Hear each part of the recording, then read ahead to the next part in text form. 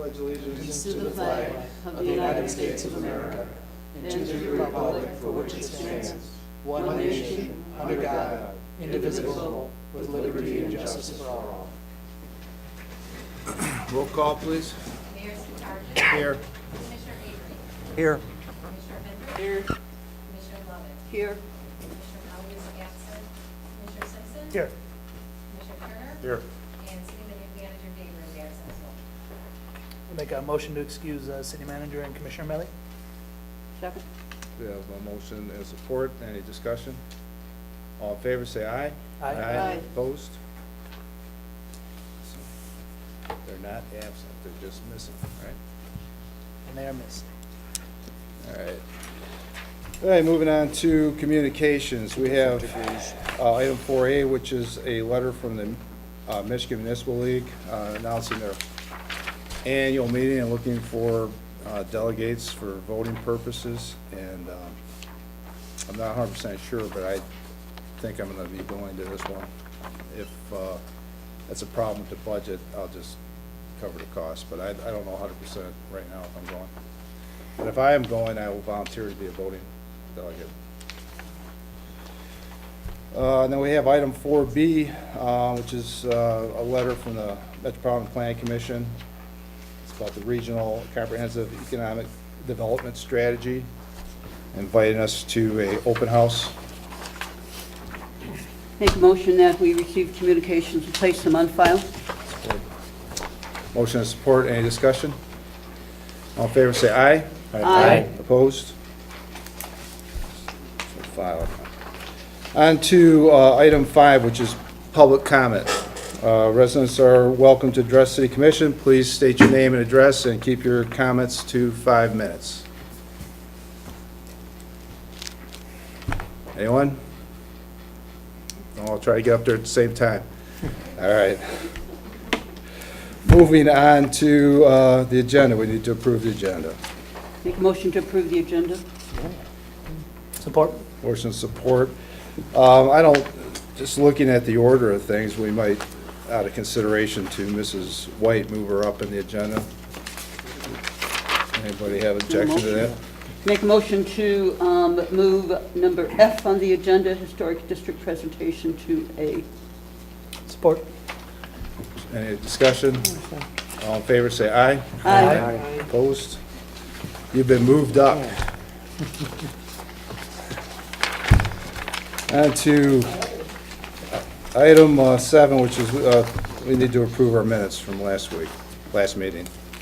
Make a motion to approve the minutes for the City Commission regular meeting of August 7th, 2014. I second the motion.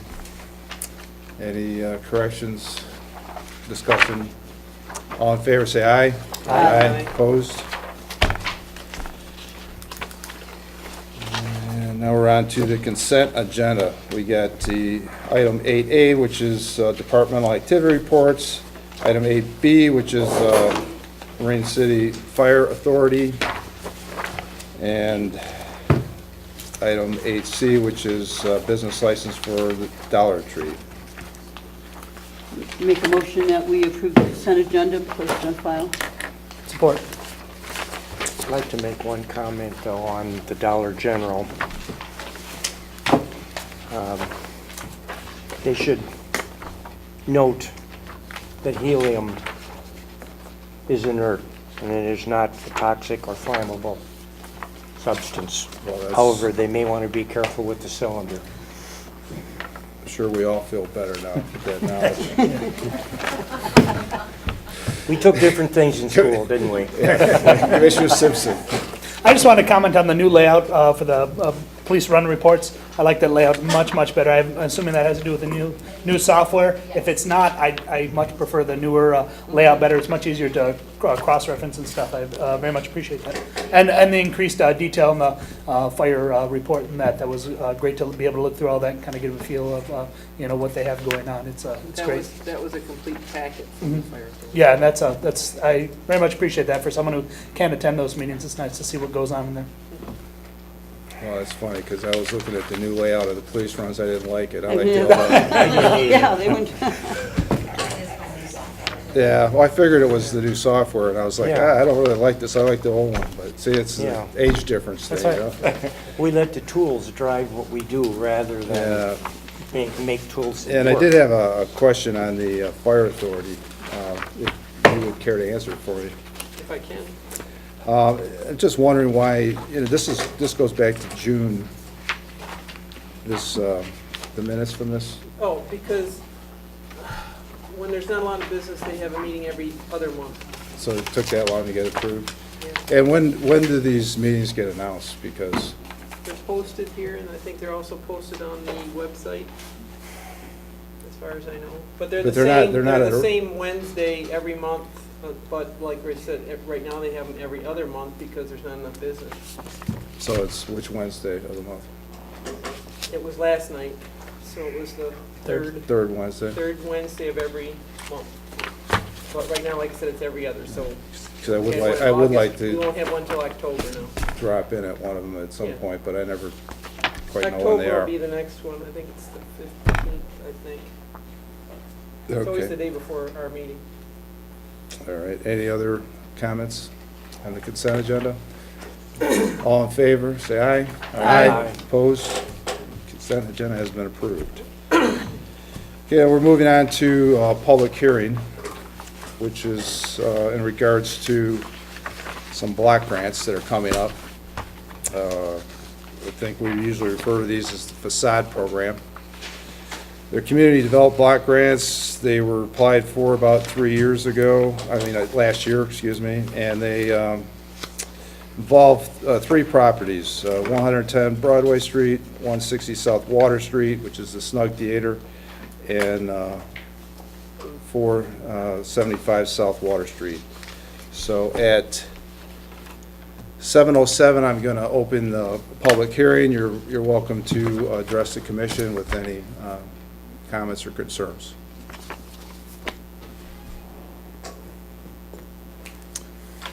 All right, seeing none, I'm going to close the public hearing at 7:08. That was exciting, huh? Not a controversy there. All right, we have no unfinished business, so that brings us to item 11F, which we've moved up in the agenda, which is a presentation by Judy White of the Historic Commission. Thank you, Mr. Mayor. Thank you, Commissioners. Tonight, Kim Turner, Bill Butel, and Heather Bachram will be joining me in making presentations to you on a series of separate topics. Let me begin with the question of why we're here. Why have we come back to plague you again with this issue of the ordinance for an historic district? And the answer to that, I think, can be very short and simple and straightforward. It's because the ordinance that exists on the books right now won't protect anything. The ordinance that exists in the books right now has absolutely no teeth, so to speak. There is no penalties associated with it, and there is no disapproval power, actually, for the role of the Historical Commission. So in fact, the Historical Commission is emasculated, and there is no ordinance device for protecting the historic district that you currently have. So if there were a threat to that district, there literally is nothing that the Historical Commission can do. And in fact, I would question what the city could do because of the nature of the laws and regulations that are currently on the books. And later in the presentation, I want to take you through some key points regarding the existing ordinance that you have to point out what I think are some of the very serious flaws and weaknesses. I would ask that you let each one of us make our presentation, make our points, distribute our handouts, and reserve your questions till we're done. We're certainly very eager and interested in answering questions, but we don't want to get derailed and we don't want to lose our train of thought doing this. So if you would perhaps just make a jotting in your notes and ask those questions later. And I believe I turn this over to Bill Butel.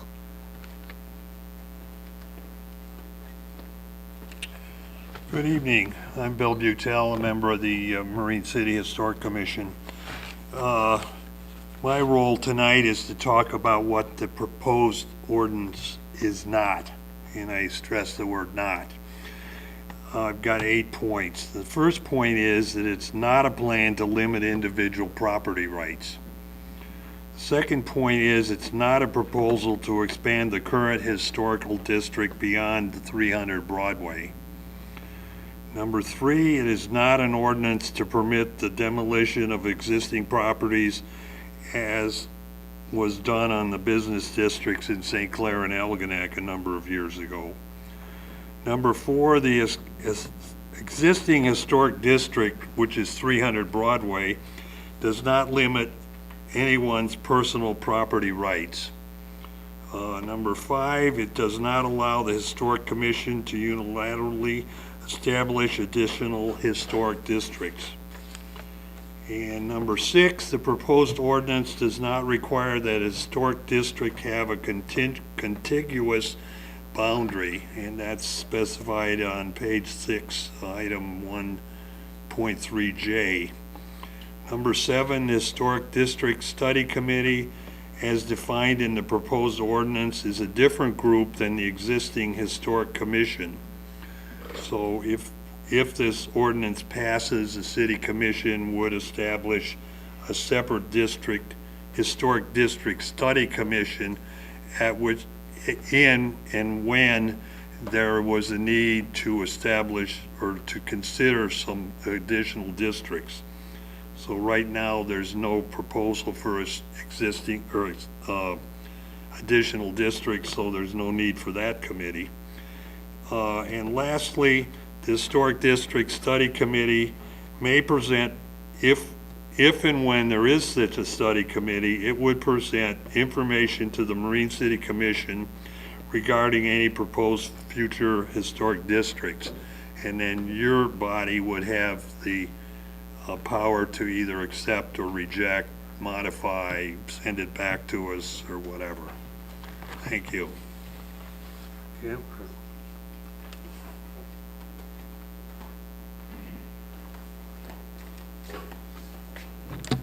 Good evening, everyone. Kim Turner. I'm here to address what I think are the 3 biggest issues why this ordinance was rejected the first time around. And I have a little handout.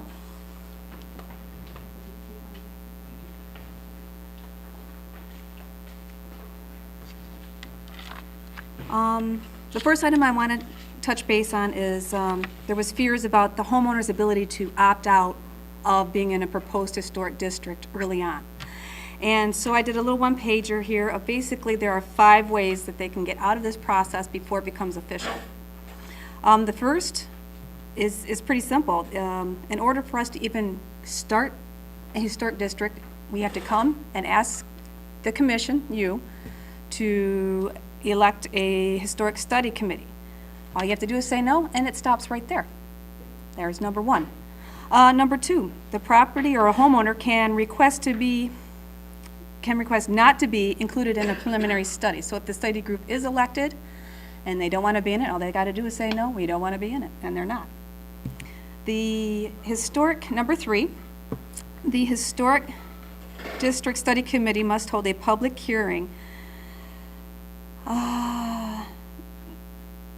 and an owner can publicly ask at that public hearing to be removed from the study group. Pretty simple right there too. And then after all that, it has to go back again in front of the Marine City Commission, and again, the Marine City Commission, you can reject it again, so that's the 4th chance they can get out of it.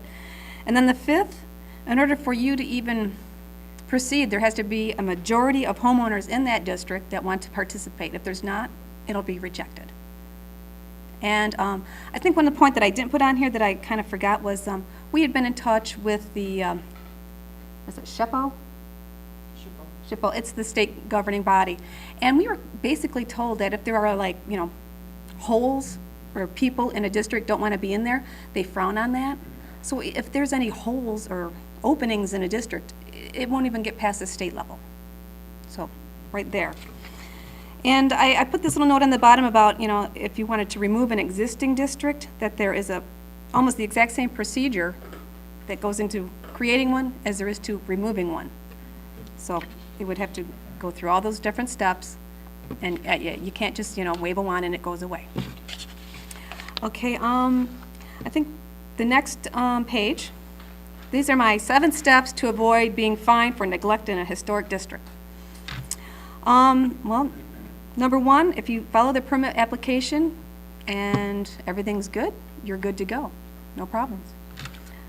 Number 2, if there is some problems or if you want some advice, you can work with the Historic Commission on the repairs and come up with a compromise with the historic quality of the site in the historic district. Pretty simple. Number 3, this is pretty simple too. If there's no action taken by the Historic Commission, in 60 days, the permit is automatically defaulted to approved. Number 4, if the permit is denied, it can be resubmitted with corrections, and that avoids a fine right there too. Number 5, depending on the hardships, and there's a list, you can see there's like A, B, C, D, and that's in the new code section. If there's a hardship for the person that has that structure, we can make an exception and possibly even move or remove it from the district. And then there is number 6, which is if they don't like a negative decision, they can always go in front of they must go to the State Historic Preservation Board. And if it's still not the decision they like, they can also take it in front of the circuit court.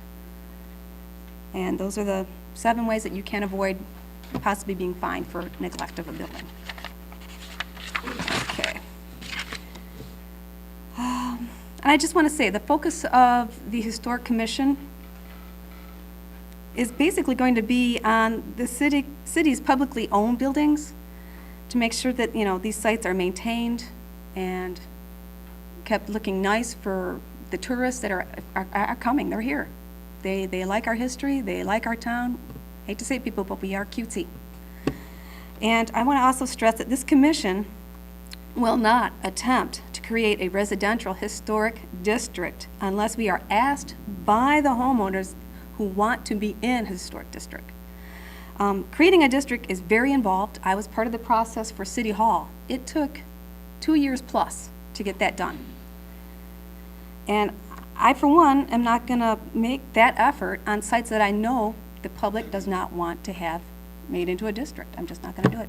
And hopefully that covers a majority of your possible issues. And next up is Heather Bachman.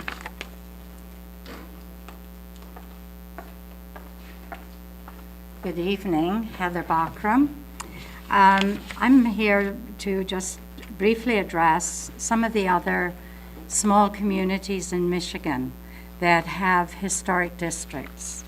And the ones that I chose were Romeo, they have a population of about 3,500. Alma, that was the biggest one, a little over 9,000. Chelsea, a population of 5,000. Dundee, a population of not quite 4,000. Lowell, a population of almost 4,000. And Metamora, a population of a little over 4,000. And the interesting thing, when I went online to try and find out information about their historic districts, they are all in the downtown area, which is really our focus too. And the interesting thing was that it was the owners of businesses and the city fathers and mothers who actually decided that they wanted to create historic districts. And the reasons that they did that were different in different towns, but primarily a sense of pride in their town, that they had something special being historic in some way or another, mostly with very historic buildings, and that they saw the benefits of the economics of this, that the property values went up, that businesses moved in, and that they started attracting businesses they never would have had before. So all of these, they have their districts in the downtown, and I'll give these to you and can just hand them around, but I just wanted to talk briefly about two of them, Chelsea being one. And if you think about Chelsea, if any of you have ever been there to the Purple Rose Theater, eaten at the Common Grill, and stayed in their wonderful bed and breakfast, you can now see a great similarity between Chelsea and Marine City. Here we are, we're now very fortunate. We have a theater, and we're going to have a second one. We have great eating places, and we have, well, I don't know whether we have two bed and breakfasts, but we've one that I know of that recently sold. And we have even more. We have, not only do we have historic buildings, we have historic history in shipbuilding, and it's very fascinating. So I think we're very similar in that regard. The other one was Dundee, which was interesting when you read what they said in their website. And what they said was, I never can open a page when I want it. A few years ago, Dundee was not so much a town as a potential stop for many drivers zipping along US 23. It was a place to fill up with gas and or fast food when necessary, a place to ignore otherwise. And now they describe themselves as booming. They have beautifully restored historic buildings, interesting dining and shopping experiences. They have attracted many businesses, and perhaps the one that I know of the best is Cabela's. And for Cabela's to go into a small town of that size is quite significant. So I think there are a lot of pluses to having a historic district downtown. We are only dealing with City Hall, but there may come a time where you as a governing body may indeed want to see something more downtown, and we do have some historic buildings down there. But I thought it would be of interest for you, and if you want to just browse through these at your leisure, it's kind of a lot, so. But that is my contribution tonight. Thank you.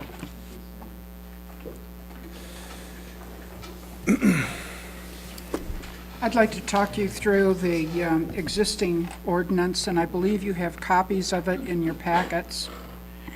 And I want to start with the bottom of page 1. I have hand numbered all of the pages. Are your pages numbered as well? Okay. The old part. Yeah. Top right corner. I didn't know this ordinance existed until about maybe 2.5 years ago, when we were developing the new proposed ordinance. And I went online to the city website to see if there was anything there regarding this issue, and stumbled across this, and then I started reading it, and I thought, what is this? And my confusion, I think, becomes apparent when you look at the heading toward the bottom of the first page, the heading for 155.095, it talks about an historic district restoration commission. And I didn't know what that was. Now, this dates back to 1995. It was the beginning of the year of 1995. And I ultimately learned the history of this by talking with Heather, because Heather was instrumental in getting this started. Suffice to say, the Historic District Restoration Commission does not exist. So you do not have that as an operative body. Within the opening paragraph, it makes reference to within, quote, within the historical district set herein, set out herein. Problem with this document is that never happens. So it is mentioned in the opening, but it is never fulfilled. If you turn to page 2, the description of what the group is to do and the definitions that follow on page 2 and the top of page 3 are traditional. You would find that in any historic district ordinance. That's just standard language. So let's go to page 3, 155.097 on membership. Point A and small number 1 are okay, but when we get to number 2, this document requires that an architect be part. That's an extraordinarily demanding ingredient for membership on an historic commission. It is certainly something that a community the size of Marine City could not do. Very unlikely that that would be possible, and it certainly is not the case at this point. That language would need to be radically revised, perhaps simply looking for people with an architectural background of some sort or knowledge of the history of architecture, perhaps. Point 3 is a physical impossibility. It requires that 2 members of the commission reside or have a business in the historic district, which happens to be City Hall, and there are no residences there. So a great irrationality. Bottom of the page for procedures begins with a listing of officers. We've never really actually done that with the Historical Commission. We haven't elected a president, vice president, secretary, or treasurer, which are called for in this document. If you go to page 4, top of the page, meetings, this document gives the MCH-DRC the power to call meetings on its own. What we have as an acting commission typically done is follow the schedule that the city has handed us regarding quarterly meetings. We go to this, and it looks like as long as we announce it publicly, we can call as many meetings as we want at our convenience. Records, quorum, voting, that pretty much is the way we are operating. When it comes to rules and regulations, we have never drawn up our own rules and regulations, nor, to my knowledge, from the time that I've been a part of this commission, have we ever been instructed to do so. So I didn't even know that that was a requirement.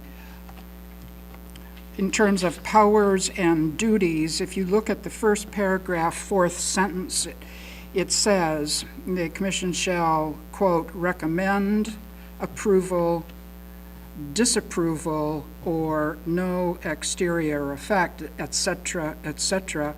However, later on in the document, there is no disapproval section. That is, when you get down to 105.106, it's not there. It has been expunged at some time that I am unaware of. If you go to page 5 and come down the page to C2, it makes a reference to calling in experts to aid in the deliberations, and it makes a reference to the limitations of the budget. And the budget that they're referring to would be the budget of the Historical Commission. I had no idea that we were allowed to have any kind of independent budget, but this document does permit that, and there's more language on that as we proceed. It is the top of the next page. Point 5, this document gives the Historical Commission the power to write for grants, to accept gifts, and to therefore build up a bank account, and to administer that all on its own. Point 6, with the agreement of the City Commission, the Historical Commission is allowed to enter into contracts and agreements and work with private agencies. Now, this is with City Commission approval, but it's a level of authority that I find a little bit surprising. Now, there's nothing in 7 or 8 or 5 or 6 to talk about control of money, auditing annual reports or what have you. In point 9, there is this rather short reference to having to make an annual report to the City Commission telling you what we did in the previous year. We have never done that. I did not know that that was required. I don't know, quite frankly, if that has ever been done.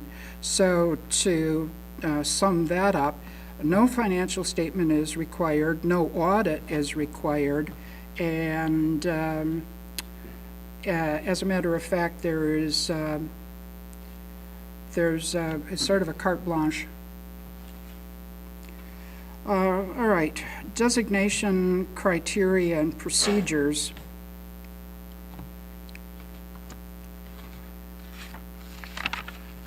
I'm really not completely clear on what point B seems to be indicating, but I'm on page 6. Yeah. 155.100.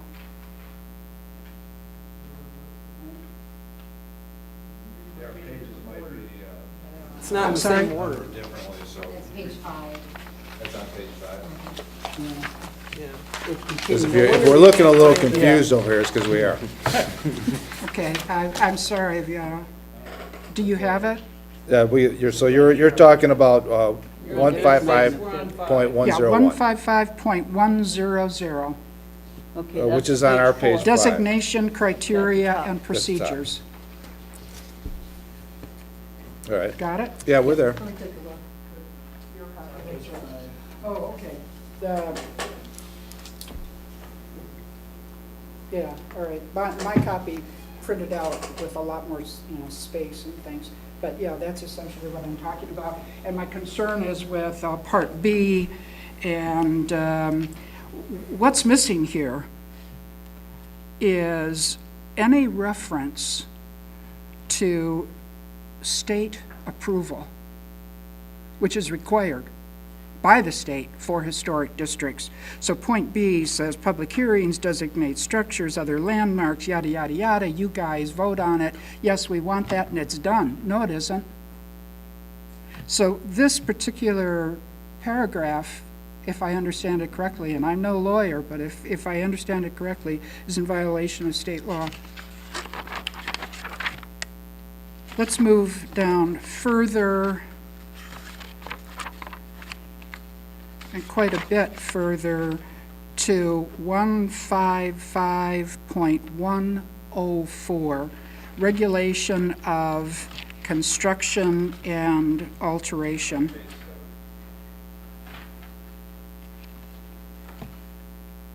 And I'm concerned with small number 1, B1. If you look at that paragraph, and I'm looking particularly at the phrase, to review the applications and plans, suddenly this puts what was done in violation of this ordinance, and I'm referring specifically to the 300 Broadway Committee. Because according to this document, the duties performed by the 300 Broadway Committee should have been performed by the Historical Commission. want to move further down into the document to 155.106. And this is where the document was gutted. This is not like the original that Heather Bachram remembers submitting to the city. So 155.106, action by the city's Historic District Restoration Commission.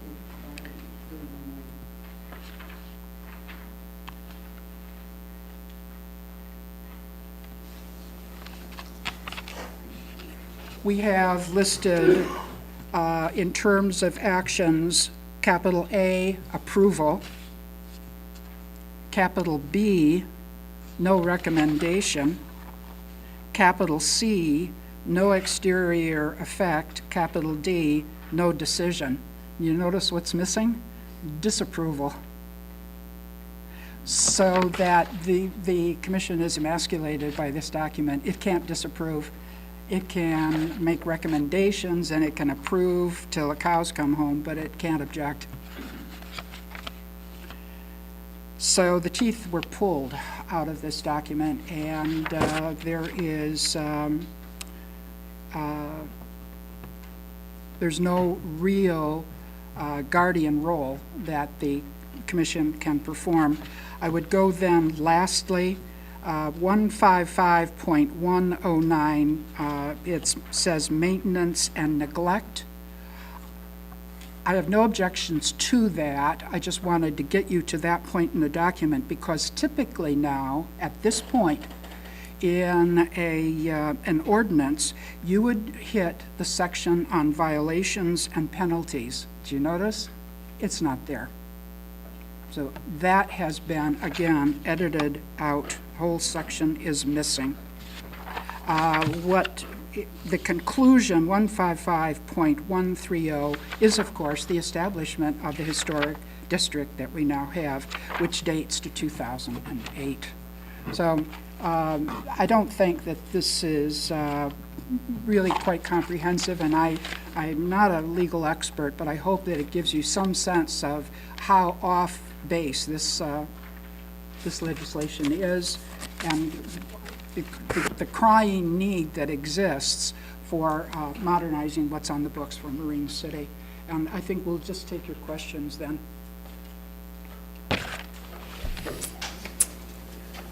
Anyone have any questions?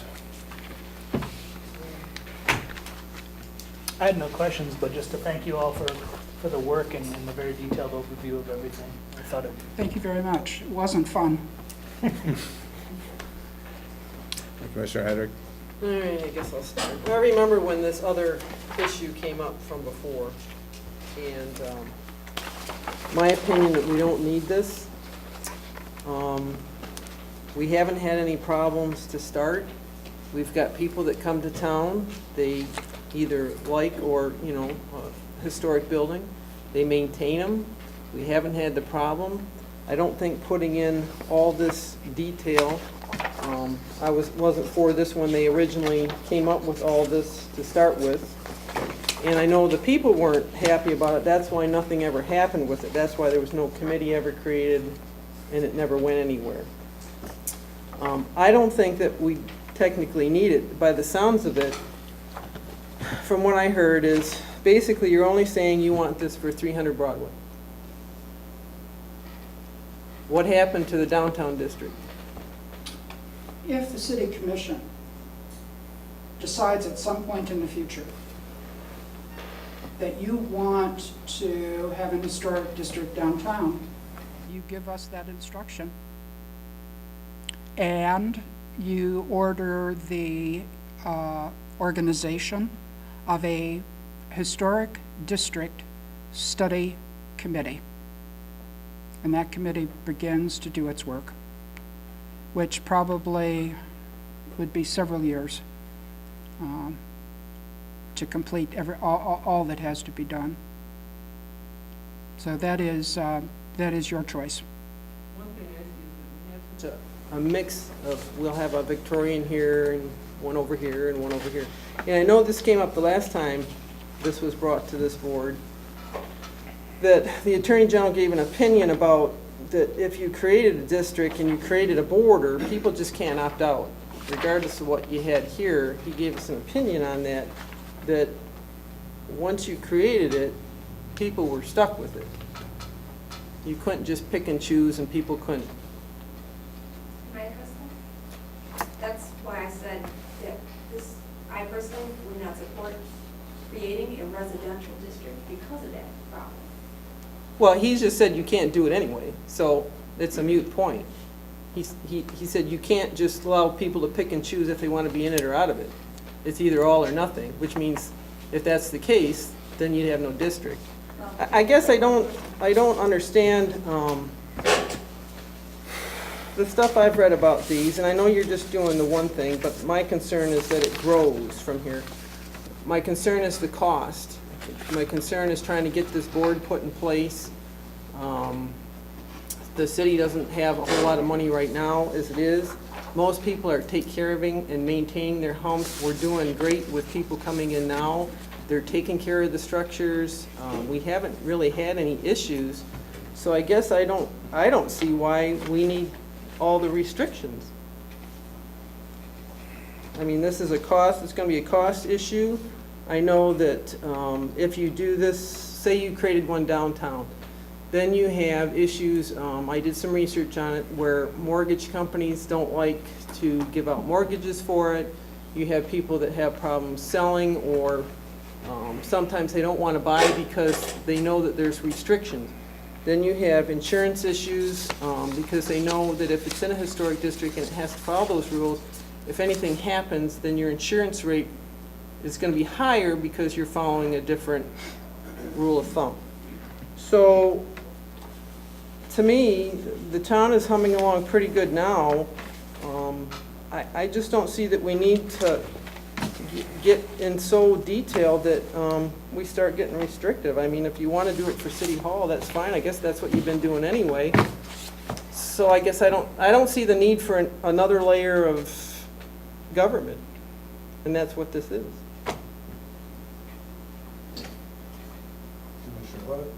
Well, I don't, we already have all of this on the books. But it's never been- Mrs. White just went through, and it's already on the books.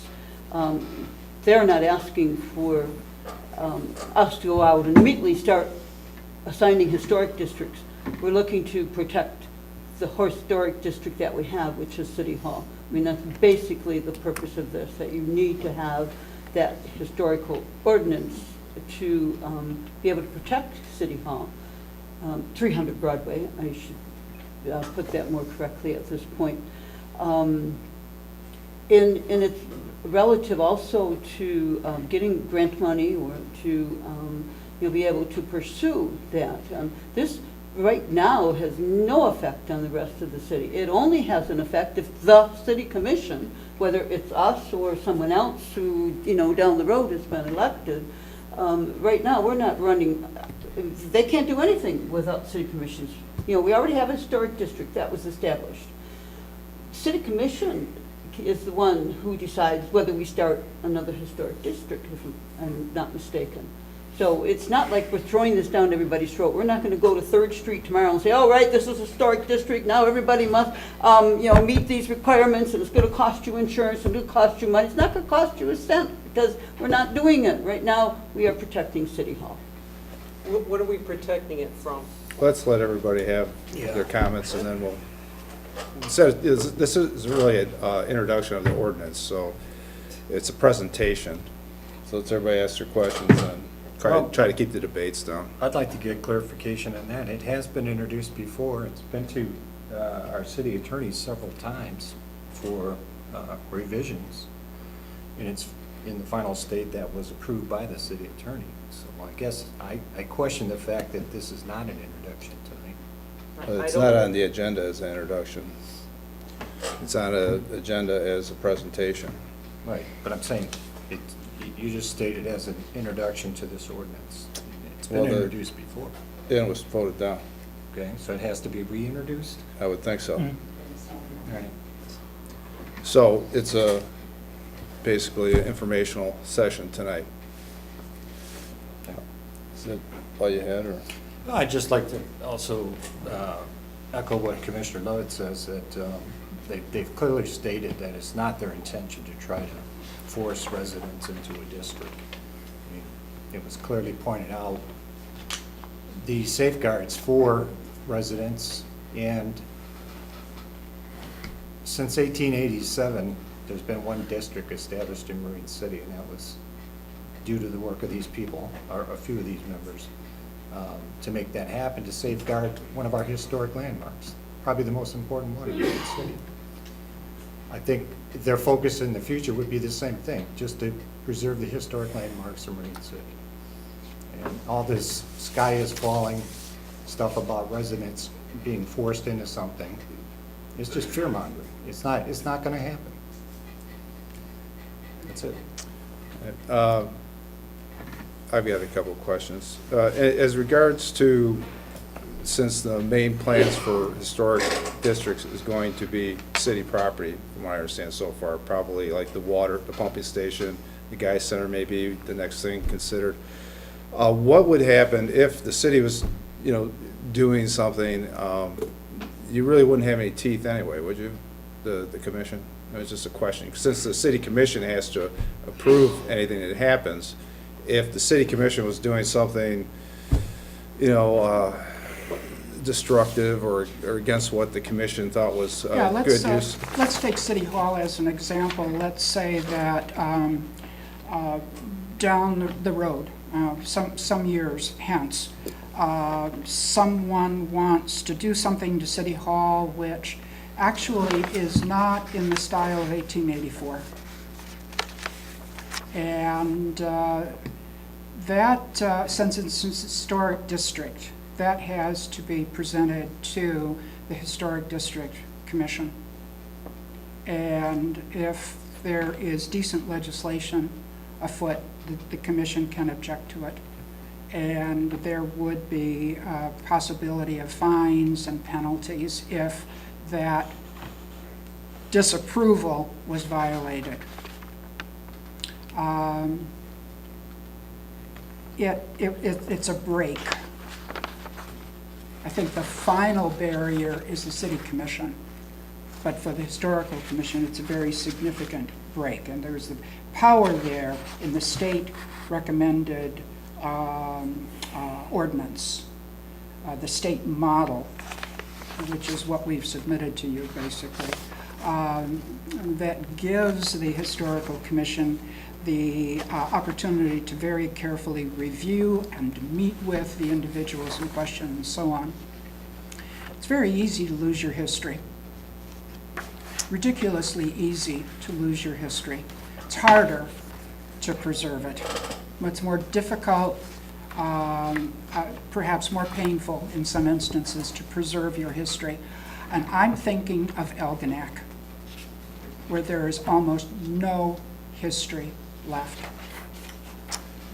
I had another question on the new ordinance. I did notice a couple errors that I believe are errors in the new ordinance, so when it is reintroduced, these things may have to be addressed unless I'm incorrect. I know we talked about some of these before, but the one is the reference to a standing commission, which is against our charter. Mm-hmm. And the other, I was under the impression that the city lawyer had changed the language on that. No, it's still in there. Okay. And there was another one, if I can find it, the standing committee. Well, I can't find it right now, but there was one other area that I thought maybe would stand for correction before it got introduced, but I'm not finding my note on it. So anyway, that could be something we could talk about before it's reintroduced, just to make sure. But yeah, in item, I don't know what page it is, but 1.5A, it's still referring to a standing committee. That may be the only one.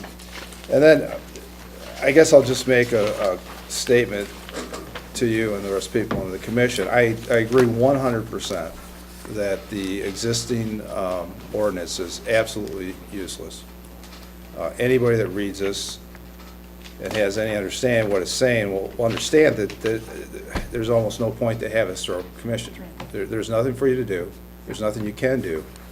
And in fact, in one area, it actually says that once you submit your disapproval, that the building owner or landowner can choose to take your advice or not. Just, so you could go through all the motions, you could say this isn't appropriate, and they could say, you know what, that's fine. We're just gonna do it anyway. So, and you're right, it's inaccurate, it's inappropriate, it's basically garbage. There's nothing here worth saving. So I do think that we need to, if we're gonna have a historic commission, we do need an updated and improved ordinance. And as far as commenting on our history and how easy it is to lose, I think Mackinac Island found that out last year when some people came in, bought up a large section of their downtown. They built the new bicycle hotel, and the city was powerless to do anything about it. Yes, yes. That's when they realized that they had absolutely no tools to fight against the loss of their historic structures. So Right. I think in a town that calls itself a historic town, I do think it's important that we give our historical commission the ability to actually do something. Yes. And I think the fact that I've been here for 3 years and the historical commission has never come to us with anything about anything is kind of telling, because there's nothing for you to do. Yes. That's all I have. Commissioner Simpson? I didn't have any questions earlier, but to comment after hearing what I've heard, I agree with others. It is another tool, much like the issue that we came across with the water billing. We didn't have a procedure or a policy in place. This puts that in place. And anyone that's dealt with SHPO or any of the state organizations on any level knows that it moves, the wheels of justice move at a snail's pace. You know, you all discussed years and years to create these districts, so it's not like something can be rammed through. So, you know, notwithstanding comments that were brought up before, but, you know, that's 7, 8, 9, 10 steps down the road, and I don't think you can judge something like this based on what could possibly happen. Anything could possibly happen. So I think we have to deal with how we sit right now, which is the one district, and deal with that. And then, you know, as everyone has indicated, the commission and, you know, even other organizations have many levels in between by which we can correct if we feel that, you know, the process is going, you know, in a direction we don't wish it to be. You know, the commission still maintains a lot of control. And to me, based on my understandings of the reason why this was voted down before, it appears that the group, through much hard work, has corrected most of those concerns as I understood them. And I don't see why we wouldn't, you know, move forward with all that hard work. Commissioner Avery? I have a few comments, and one includes a question. The question is, in the old document, it appears that this document establishes the historic district. It's obvious that we need to get rid of, delete, change this old document because it's not useful. Now, in so doing, what status does that put the historic district for 300 Broadway? As long as you leave the last paragraph intact, it doesn't do anything. It's not, Well, okay, that's the point. We need to, because this seems to be what it's not in here. gives that.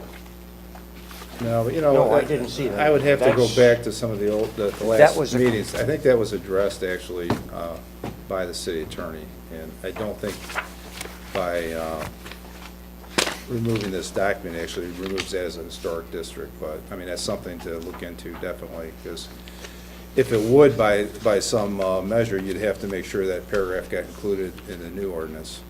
I don't think that's an issue, but we can ask the city attorney about that. I don't think that actually is a problem. No, by replacing this ordinance with a new one, I don't think we're gonna eliminate the historic district, but I'm not a lawyer, but.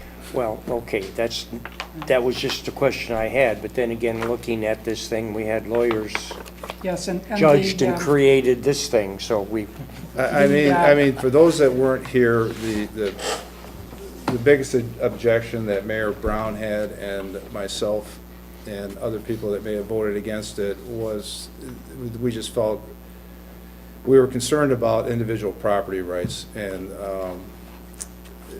that was our main concern.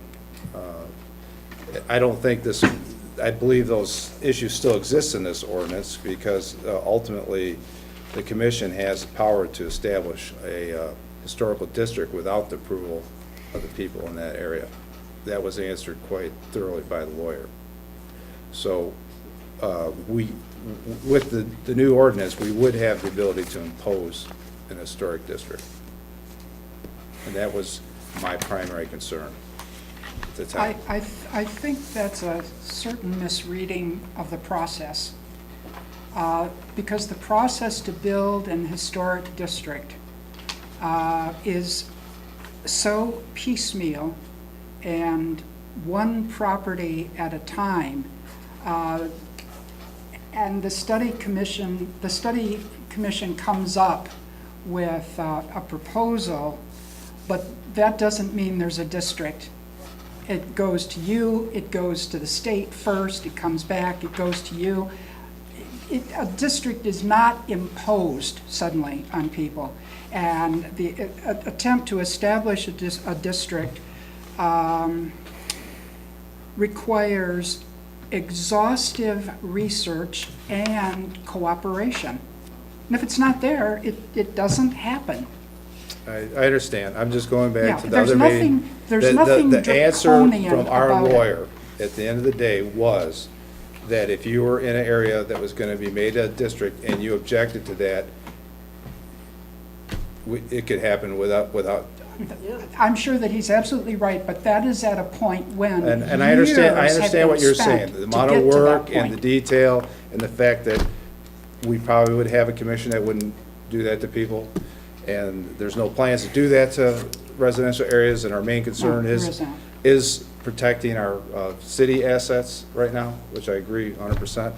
I'm just, bringing up the discussions that Sure. happened in the past. And anybody else have anything else to say? Yeah, I do. All I want to say is Judy, Kim, Heather, Bill, thank you so much for your persistence, You're more welcome. continually taking the time to work on this, and because you see the importance of it.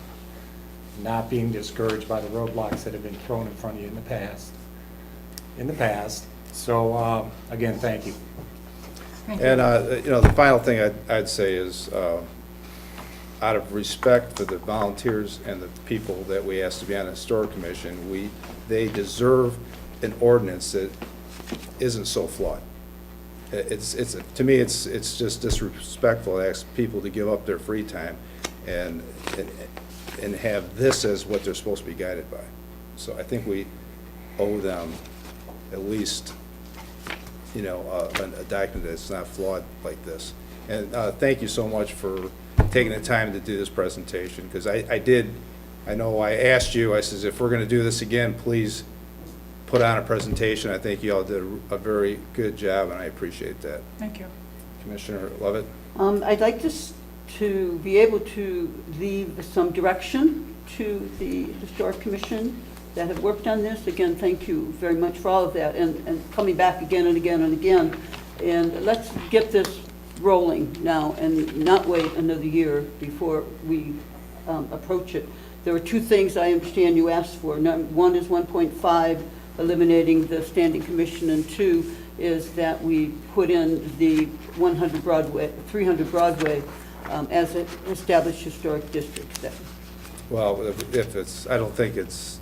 I don't want to come back again and we find something else that we want fixed. And then again, we want something else fixed. There is a process, so no guarantees. Yes. In your packet, in the old code, you actually have the very last paragraph is the ordinance for the Broadway. Yeah, it's in there. It's not in the new one, though. No, No. but in the terminology at the beginning, in your packet, it asks on the new ordinance that you leave that paragraph in. Yeah, there's an instruction on Yeah. page 1. Right.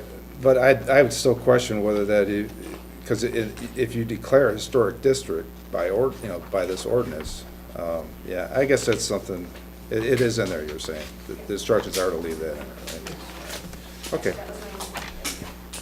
Thank you very much. It was very informative. Can I make one more suggestion? Sure. Go ahead, Commissioner If you're Henry. insistent on doing this ordinance, then I suggest that we send it back to the city attorney to make sure he's gone through it again.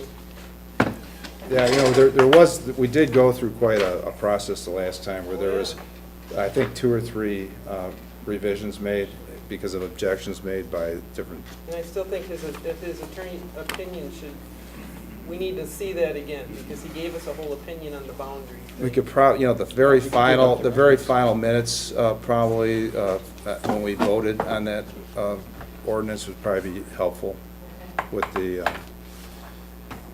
I would disagree. I don't think we need to send it back to the attorney again. It's been to him several times. If we have records of what previously took place, if we can dig that up for the next meeting.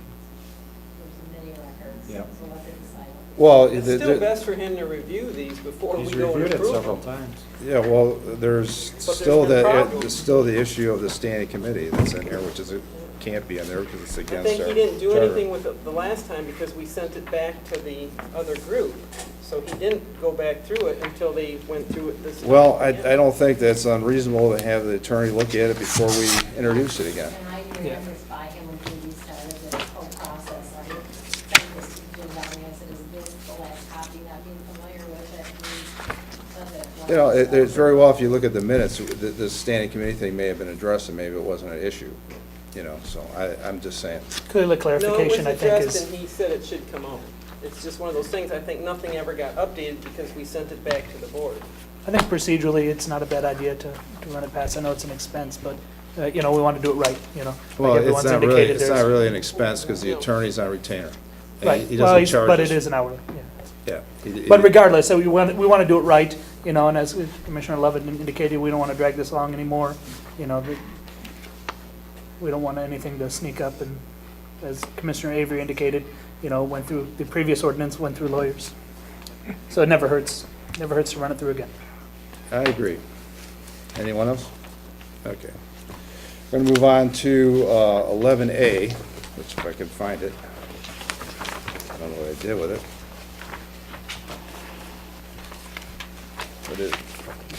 Which is Marine City MEDC grant project. That's why we have the final question, I think. I'm just not clear on what we're to do next. We're going to reintroduce the ordinance. And you're not really being asked to do anything. Before the ordinance is reintroduced, we're going to have the lawyer go through it one more time, just to make sure that the language is all correct. Yeah, I think that's probably just a matter of cutting the words outstanding. Right. out of it. Yeah, which probably should have been removed, or maybe would have been removed if it was approved initially. There's But- one other place where it says 1.5, it should really be 1.15, because it's following 1.16. Well, Yeah, we'll just make sure he vets it before it's reintroduced, that's all. So we're not asking anything from the commission at this point. So now we're on to item 11A, which is the Marine City MEDC grant project. Should I make a motion that we accept the resolution to adopt the Michigan CDBG program under Title I of the Housing and Community Development Act of 1974 for Marine City facade grant project? Support. Motion, support. Is there any discussion? No, just that the facade grant has been a wonderful asset to the community. A lot of the business owners that are downtown have really latched on to that, and I know when Commissioner Turner and I, a while back, were doing the Michigan Main Street program, people were a bit envious of what we were able to do, especially in Hart, Michigan, and it's a wonderful asset, and I'm glad to see property owners are continuing to be interested in it. Yeah, I think it's going to be, if you read the description of the projects, I don't know if you've seen it, but I think it's going to be a really nice improvement in our downtown area. Anyone else? All in favor, say aye. Aye. Opposed? Resolution passes. On to 11B, which is a resolution. It's for an authorized signatory on state trunk line maintenance contract. And this basically makes a John Gaber in charge of the maintenance contract. I make a motion to name John Gaber as authorized signatory on state trunk line contract number 2014-0366. Support. We have motion and support. Any questions or discussion? I mean, it's probably what every community has to sign, even though I had a little problem with some of the things. I'm like, well, I'm sure this is what everybody does. Winter maintenance. Yeah, Yeah. that don't hold liable. I mean, it read like a subcontractor agreement, Oh, actually. yeah. It's one of those things where if you don't do everything it says, you can't put your own It's bits in it. standard. Yeah, Every It's year. standard. Standard and boilerplate. It doesn't mean I necessarily like it, but, that, agreed, yeah. agreed. Anyone else? All in favor, say aye. Aye. Opposed? Resolution passes. We're on to 11C, which is State Trunk Line Maintenance Supervisor Resolution. I'll make a motion to approve the resolution to name Mike Ettridge as state trunk line maintenance supervisor. Support. We have motion and support. Any discussion or questions? All in favor, say aye. Aye. Opposed? Resolution passes. And to 11E, which is paperless agenda packets discussion. Nope. No, Nuclear 11D. waste. Oh, I'm sorry. D. This, All right.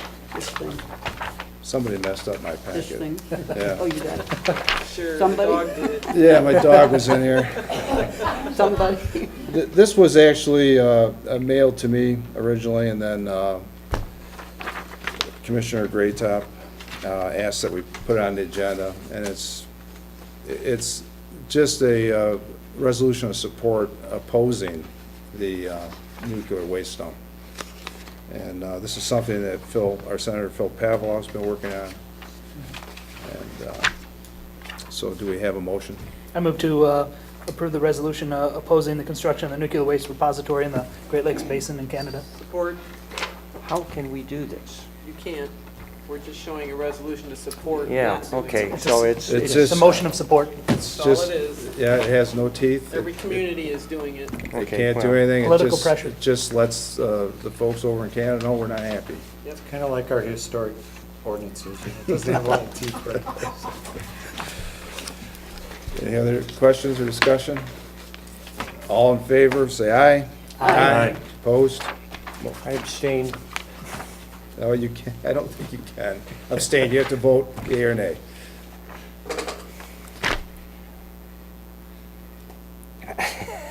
don't worry, Canada's not going to Yeah, they're not gonna come get war you. on us. Environment Canada will not go on. I've had to deal with their military before, so Yeah. You really can't abstain, I don't believe. it just doesn't seem right that we're voting just to make ourselves heard, that, Well, Then then you vote. can It's always better say, than nothing. say no. Right. okay, no, Otherwise, we say no. Right. no, just, Resolution still passes. of course. Okay, now we're to 11E, which is the paperless agenda package, which is one of my little hot button issues that I've had since I've been on commission. The picture here is a picture I took of my first year as a commissioner. This was the paper that was generated just for me, which I think is ridiculous. I think I weighed it at 25 pounds, something like that. And the fact that everything is being, scanned and put on the internet anyway. Of course, tonight it would have been pretty hard with following it, but I think we'll all learn to live with it. So I'm just asking that we discuss this possibility, and if there's a way we can move forward with it, and suggestions on how we can make it happen. I did just go online quickly and look at some iPads, tablets, in other words, actually, because they're not iPads, but we can, for those members that don't have a personal computer they want to bring in, or any other type of device, we could purchase them a tablet. It'd remain city property, and of course, they'd have to get back when they're done. And you said at your meetings you've been at, you've talked to other cities and city clerks. Do you got a good strategy for moving forward that you've heard from other cities? I don't have a good strategy. They laughed at me when they found out we were doing paper packets still. They said it's just so outdated and everyone has moved forward. And said it's just been 100% improvement. The cost savings on the supplies, the delivery, the time factor, you'll be able to have your packets immediately online, and it's a win-win all the way around. And I would ask how many of us here would have the ability to have our own tablets or have our own devices that we could bring to the meeting? Could probably come with something. What was I just gonna ask? I mean, it's gonna be a little awkward at first. Change is awkward. Yeah. And like tonight, I didn't actually copy this, and I didn't open it in iBooks, so I couldn't get to the, where I could quickly go from page to page. And keep in mind, anyone would have the right to print up at home, or I would suggest an option if a commissioner wasn't 100% comfortable, would have an option to opt in for the standard packet as well. You know, that Yeah, I should mean, be, you could you know, do a could be an option. transition. Sure. You're not gonna say, next meeting, you gotta have Yeah. one, or else, you know. No, But, you know, if someone's not comfortable or doesn't have Right. that, you know, skill set, it would be, Right. you know, to have a process that they can still be, you know, I have a think- methodology where they I can think tough bunts. think They're tough gonna buns. have to learn. I don't disagree. I like the thought. I use my tablet almost exclusively at work. It eliminates everything, and I can find everything. Things become searchable, and, you know, with everything as a PDF document these days. I always, you know, being on the planning commission as well, I've had to buy another cabinet and a bookshelf because, you know, all the prints and everything, because I always struggle, what do I keep? What do I, you know, summarize? How do I organize that? In the digital world, that makes it a lot easier. And if we, you know, got into a process where we could digitize prints as well, that would be much easier, and probably, and quite frankly, a cost savings on the folks submitting those prints as well. You know, we still need, They've got to Yeah. deliver the packets, they've got to print Put 'em these, together. compile them, put them together. And this is, you know, this times 8, and then multiply that by all the boards and commissions we have. I'm only talking about the city commission right now, and if it goes through smoothly, you'd probably want to expand it to all the boards and commissions, but that could get a lot more pricey. 'Cause I know Commissioner Melly said he has a tablet, so we'd have to get one for Got a laptop. Commissioner Turner. Here's my question, I thought about it. Does that mean we'll get the stuff earlier? Yeah, absolutely. that alone So we don't would have to be. wait for it till, No. What is your days before? procedure for that? When do you usually scan it? Our procedure is I review with the city manager, normally on Friday, are the agenda, and then I go from there. But because of the time schedule of the DPW office clerk, she delivers, and she is not working on Monday, so that's why she's delivering on Tuesday, so. So there's a methodology where potentially we could have that before the weekend. Yeah. That would be, Yeah, as long as. assuming you're able to meet with the city manager. Absolutely. Commissioner Avery, you had a question? Yes, I would like to have an option where a commissioner can, at personal expense, continue to get paper copies. Perhaps some of that cost could be offset by not buying the toys that are necessary to do the electronic stuff, but I personally am comfortable with paper. I don't have a problem with them still getting it. I mean, even if you only got one versus everybody else. then Yeah. it's still enter me. I could use a laptop. It's I just too think hard it- to I think find it things. it'd be on a great computers. personal learning experience. Yes, I, we could teach you. We'll teach you. We'll get you a tutor. I volunteer. Well, It's not as hard as you think. it's, If I can teach my father, I can. I don't have enough time left to play with this stuff. well, my problem is just- the same as Commissioner Simpson's. I used to actually try to file this stuff. I would go through it. I would look at the documents that I thought were important. I had a file cabinet in the basement dedicated just to this stuff. I was spending all this time, and all of a sudden, I'm like, well, you know, this is all online. And it's never going to go I anywhere. just download the PDF file and I keep that stored Yeah. on my computer, Yes. that's all I do anymore. Right, so now, what happens with this, when I go home, goes into the garbage. Yeah. All those pretty reports that are in booklet form that we're paying for, Mhm. how many times do you refer to those? Have you ever looked at any of them? And for the, I'm on the pension board, so I got doubles of that stuff. Those, they're producing all those documents that, it's just so unnecessary. So what I would suggest is that if we're all in agreement, or most of us are in agreement, that we make a motion to instruct the city manager to move forward with, trying to put this together for us. Because that's the only way it's going to happen. Yeah, I agree. Is there an option for a commissioner to remain paperless if they wish? I want to make sure that would be included in that motion. Well, I know your feelings of it, but, people still need to be functional and quick with the way they're dealing with information. we'll just tease them at every meeting. I mean, I've been teased since before you were born. Good answer. I like that. Plenty of practice. So, Yeah, I don't have, would you put that motion together for me? I'll make a motion that we have the city manager move forward on the paperless, except in the event if a commissioner prefers paper. How's that? Support. So motion support. Any other questions? Yeah, I'm Commissioner sorry, Levitt? I tried earlier, but anyway, with the caveat that we would have an agenda, a paper agenda. I think that, because that is really the one piece that I always found hard when I tried to use just my tablet. Would that need to be mailed, delivered to your home, or? No, they just brought, Yeah. just I brought to the just print meeting. it out myself, I print out those two Yeah, I say pages. effectively, the agenda would be in the packet, but, if we could have it distributed at the meeting, I have to have them or print them, for the public anyway, so I'll just. so it'd be hitting. I mean, it could be sent, either both, but it is hard to go back and forth unless you Oh, have yeah. two screens. Okay, I see your Agreed. point. All right. Yeah. Yep. Which I do at the second office, you have two screens. You can So, put 'em up. any other discussion? All in favor, say aye. Aye. Opposed? Motion carries. So we've given Mr. Gaber an assignment. All right, we've already done 11F, so we're moving on to item 12, which is financial business. I move to approve the financial disbursements, including payroll, in the amount of $576,972.05. Support. So motion to support. Any questions?